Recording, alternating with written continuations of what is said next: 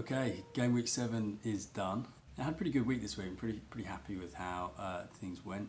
I also want to hear how you got on with your team this week. Take a look at my team. Okay, so I managed to pick up 58 points this week, so I'm pretty pleased with that. It's always good if you can break the 50-point mark as a kind of a minimum. And the average this week was, I think, 51, so I've got just a nudge ahead of that, which gives me a little bit of upward momentum within the game. Yeah, so here's the team and how it scored. Back five didn't do as well as I would normally have hoped, especially for a template type team as this. You know, Hector Bellerin was really the only person to salvage that. He got himself a clean sheet and a couple of bonus points. Hennessy played quite well for Palace again, and I think he's actually the top scoring goalkeeper in the game. Palace conceded 2. It's very disappointing as a Palace fan to watch that game against Bournemouth last night. And the way that penalty was conceded and that 1 point thrown away from home. But Hennessy made 3 good saves and picked up an extra point for that. So he's doing okay, better actually than I thought he would do. So I'm pretty pleased with how he's going.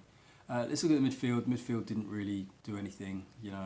All 3 players, no attacking points, but all picked up a bonus point for a clean sheet. So that's something, I guess. They all got 3 points each. But really, my scoring came from my forwards. I picked up Kane, as I said in my last video, and he did really well. He got 2 goals away at Huddersfield and picked up 3 bonus points, so scored really well. And then I had Sergio Aguero as captain, who just about scored. I think he scored, just a minute before he was going to be taken off. But in addition to the goal, I managed to pick up a couple of bonus points, so his 8 points were doubled to 16 for me. And then finally, Callum Wilson got an assist, sadly, for Bournemouth's first goal against Palace, the one that was scored after 5 minutes. So he picked up 5. In other weeks, I would have liked my midfield and defence to have picked up more points, but 58 isn't too bad, so I can't really complain. I'm just going to do a quick review of that strategy. So, I took you through this in the last video, where I took out Salah and Zaha and replaced them with Kane and Richarlison. And, I was setting this up as a 2-game strategy, but just wanted to check in after 1 week and just kind of talk you through how that's gone.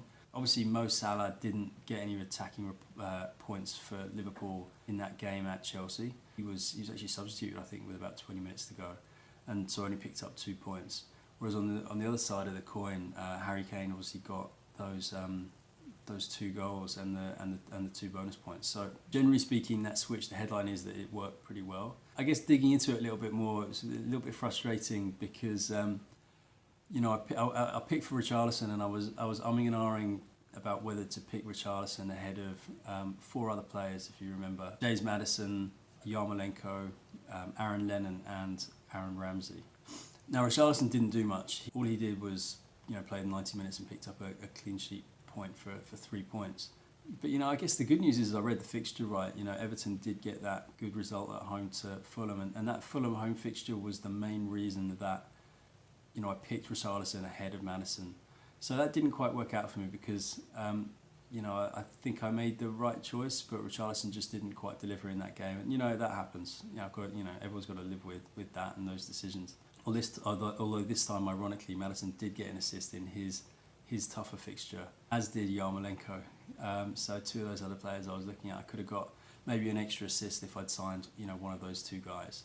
And just kind of exploring that a little bit further, I think, looking into the second week of this strategy, Maddison's got the edge again because he's at home to Richarlison's Everton. So you've got to favour Maddison's likelihood of kind of returning attacking points in that game over Richarlison, but we'll see. I guess the only salvage for me, ironically, is that Richarlison's next game is against Palace at home. A Palace team who are playing okay, but definitely not scoring goals. So he's got the chance of getting more points there versus Maddison, who's got a trickier tie away at Arsenal. Looking at the other players, Ramsey only got 3 points and Lennon only got 1, so I was kind of glad not to pick them. So on the balance of things, I'm still feeling pretty good about how that went. Although the assist from one of those other guys, Maddison or Yarmolenko, would have been nice.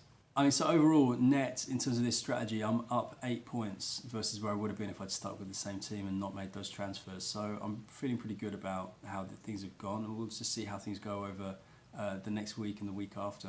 I'm optimistic that this has been a good move, especially with Kane coming up at home against Cardiff this weekend, and he's almost certainly going to get the captain's armband from me as well. So yeah, feeling good about that. You know, let me know if you guys made a similar move and feel good about it too. Okay, time for a bit of gnashing of teeth here. I'm kicking myself about Doherty at Wolves. I saw him in the first game of the season. I mentioned him in a video then, and I thought he looked great. And you know what? I haven't signed him yet, and he had another great weekend this weekend. He's so attacking, and Wolves are. I'm surprised at how solid Wolves' midfield is, and you know how well organised they are. So they've had a fantastic season so far, and I really kind of wish I'd signed Doherty back when I kind of had the instinct to have him. I think I had Bennett in from the beginning because he was a £4 million defender, but I really wish that I'd switched to Doherty earlier. But you know, you can't have every player in the game, and that's been a little bit frustrating. I might end up signing Doherty soon though. And again, you know, sure, it would have been nice to have Hazard this weekend again, but you know, you can't have everyone. He did get a goal in that great game against Liverpool, but you know, what can you do? Ozil and Lacazette are two players I've mentioned before as well, and you know, they did well and scored attacking points for Arsenal this weekend. But look, you can't spend your time beating yourself up about the players that you haven't got. But I just wanted to have a little bit of a moan, because I'm sure you guys will probably feel the same way from time to time. All right, cool. Let's look at the 5-5-3 league quickly. Congrats to Kane, he was the top scorer this week. He's started to really close the gap on Vince there at the top of the league, so I think that's going to be kind of an exciting race over the next few weeks. Welcome to the new players as well. I'm doing kind of bang average in the middle.